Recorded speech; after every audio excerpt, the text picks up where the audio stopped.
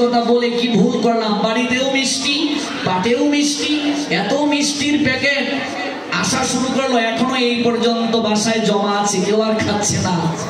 দেখো আপনারা যে ভালোবাসেন, বলার সঙ্গে সঙ্গে একটু মজা করে বলেছিলাম, এই যে আপনাদের এত অপরিমেয় ভালোবাসা, আপনার চোখের সামনে গয়নাতের বালিশ মিষ্টি টপ টপ করে, সঙ্গে একটা কি দিয়ে দেয়, ক্ষীর, ক্ষীর দেখে আপনার জিহ্বা থেকে টপ টপ করে রস পড়ছে, লালা ঝরছে, আপনাকে আপনার শালিকা বলছে, ও মেজদা একটু খেয়ে নিন না, মেজদি তো নেই, খেয়ে নিন।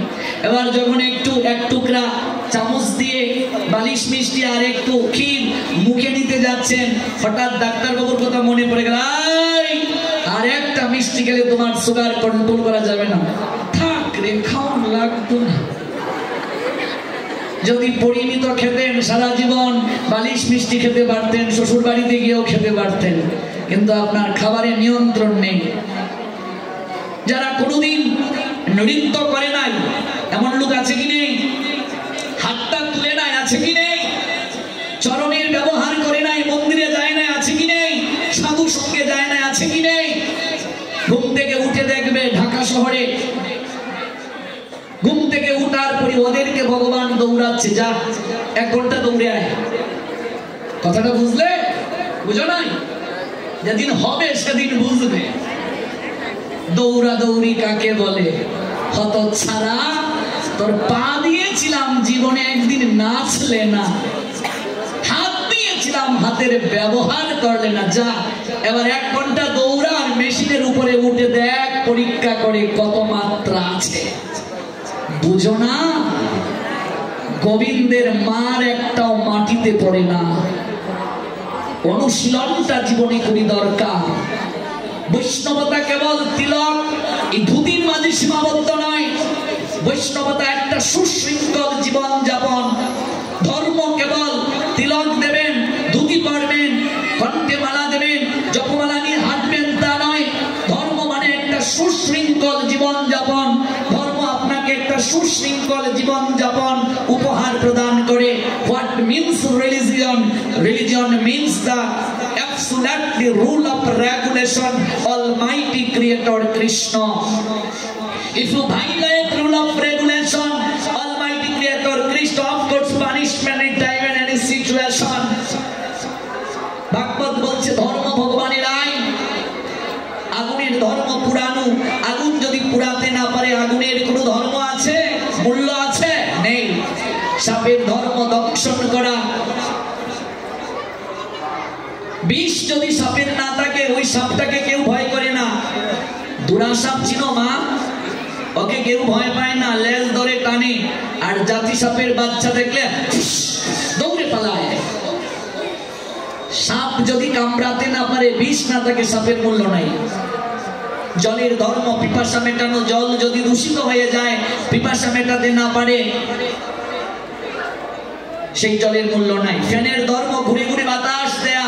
ফ্যান যদি ঘুরতে না পারে, ওই ফ্যানের মূল্য নাই, আরেকটা নতুন এনে লাগানো হয়। তেমনি ভাবে মানুষ যদি তার ধর্ম থেকে সরে যায়, মানুষের কি করে মূল্য আছে? কি করে মূল্য আছে? হ্যাঁ, তাই একটু এক্সারসাইজ করো, সকালবেলা উঠো। এই যে মহাপ্রভুর নৃত্য দিয়েছেন, এটা এক প্রকার ব্যায়াম। মহাপ্রভু যে নৃত্য দিয়েছেন, আকণ্ঠ করিয়া করো প্রসাদ পূজন, উচ্চেশ্বরী করো হরিনাম সংকীর্তন।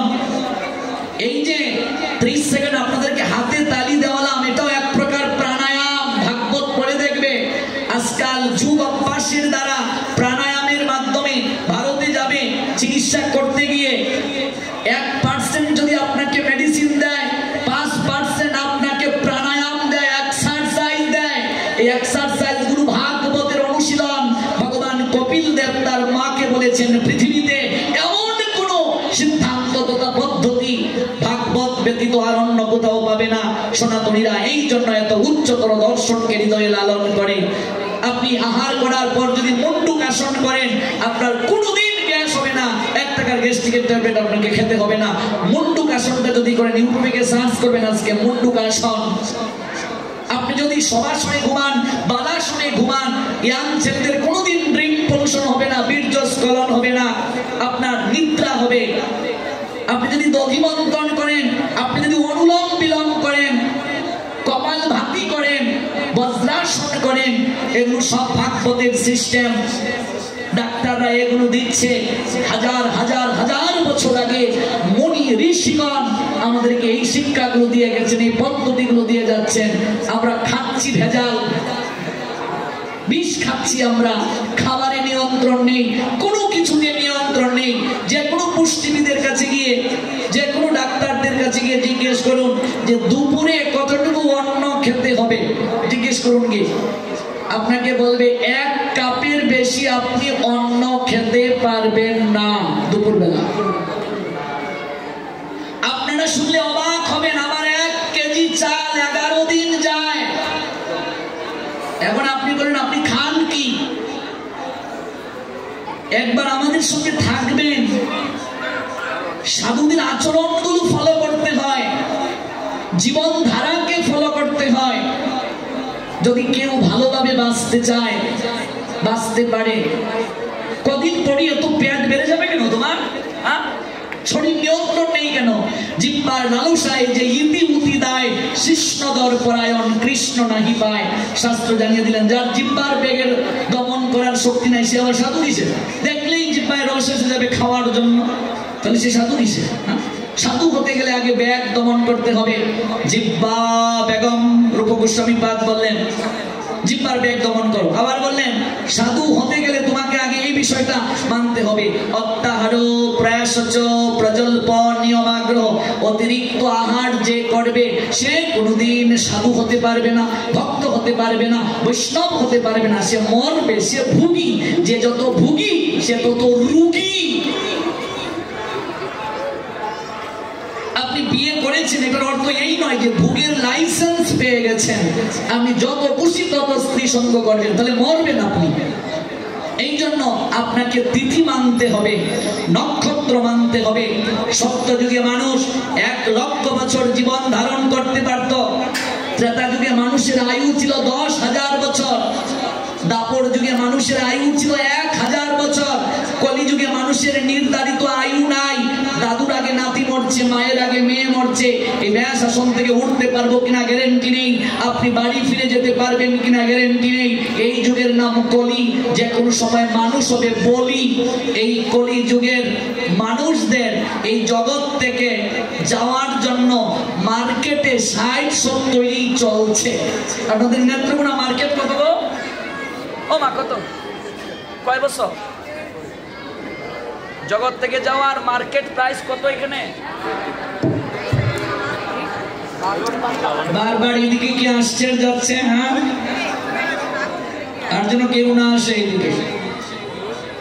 এই নেত্রকোনায় মার্কেটে কত চলছে? তো 60-70 80-র উপরে কেউ আছেন এখানে? থাকলে একটু কৃপা করে হাত তুলুন, একটু প্রণাম দিতে চাই। 80-র উপরে গৌর প্রেমানন্দে। 80 বছরের উপরেও ভাগবত শুনতে এসেছেন, কি সৌভাগ্য! আমি মনে হয় পারবো না এত দূর পর্যন্ত। আরো আছেন? বা গৌর প্রেমানন্দে, বাহ, খুব ভালো। সুস্থ শরীরে থাকুন, গোবিন্দ আরাধনা করে। 80-90 খুবই কমই পাওয়া যায়। একটা ছোট্ট সোনামণি, সেও হাত তুলছে, বলছে আমিও আছি। কেমন মার্কেট? সব জায়গায় একরকম 60-70, এর আগেও চলে যাচ্ছে। এত আয়ু কম কেন? একটাই কারণ, আমরা অতিরিক্ত কলিযুগের মানুষ রজ বীর্য স্খলন করছি, দেহের শক্তি ক্ষয় করে ফেলছি। এটাই মুখ্য কারণ। আসল জায়গায় যান, ভাগবত অনেকে পাঠ করে, কিন্তু আপনার জীবন কি করে চালাবেন এই কথাগুলো তারা বলে না। এসে রাধা কৃষ্ণের লীলা বলে বলে চলে যায়। এটাই তো দুর্দশা সমাজে। আপনার জীবন কি করে আপনি চালাবেন, শাস্ত্র কি বলছে আপনাকে? শুধু কি রাধা কৃষ্ণের লীলা ভাগবতে আছে, আর কোনো কথা নাই? বাকি কথাগুলো কেউ বলে না। রাধা কৃষ্ণের লীলা তো 10ম স্কন্ধে যাবেন। বাকি এই যে প্রাণায়ামের যে একটা আছে কথা ভাগবতে, এগুলো কেন আলোচনা করা হয় না? জীবনটাকে আপনি কি করে প্রতিপালন করবেন, এই গ্রন্থের কথা আপনার জীবনে কি করে আচরণে আনবেন? আমি যদি 1 মাস পাঠ করার সুযোগ পেতাম, তাহলে আমি প্রত্যেক দিন ধারাবাহিকভাবে এগুলো আপনাদেরকে জানাতে পারতাম, বুঝাতে পারতাম, উপলব্ধি করতে পারতাম।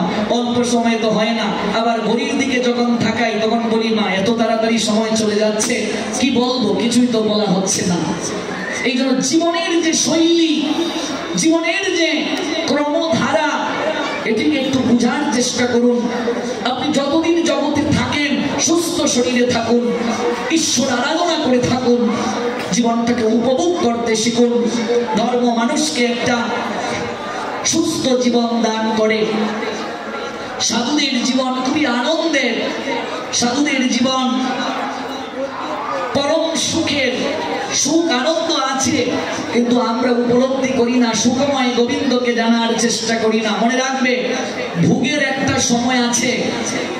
আমি তরুণ বয়সের ছেলেদেরকে বলছি, যুবকদেরকে বলছি, যুবতীদেরকে বলছি, ভোগের একটা সময় আছে। একটা ফল যদি সঠিক সময়ে পাকার আগে যদি গাছ থেকে পড়ে যায়, ফলটা মিষ্টি হবে না টক হবে? ওমা কি হবে গো?